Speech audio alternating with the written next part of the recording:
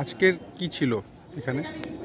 আজ আমাদের বিরোধী দলনেতা অর্থাৎ আমাদের দরদি জননেতা শুভেন্দু অধিকারী মহাশয়, আমাদের সবার জননেতা শুভেন্দুদার আজকে জন্মদিন উপলক্ষে আমরা এসেছি তার দীর্ঘায়ু কামনা করতে এই মা বিপত্তারিণী অর্থাৎ চণ্ডী মন্দিরে ওনার নামে পুজো দিতে।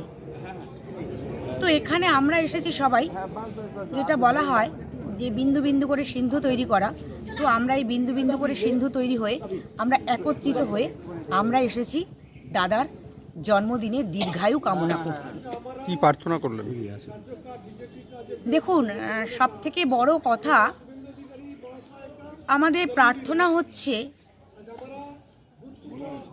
আমরা এখন এই যে 2026 পড়তে চলেছে জানুয়ারি মাসে, তো এই সময়টা ভীষণ টাফ সময়।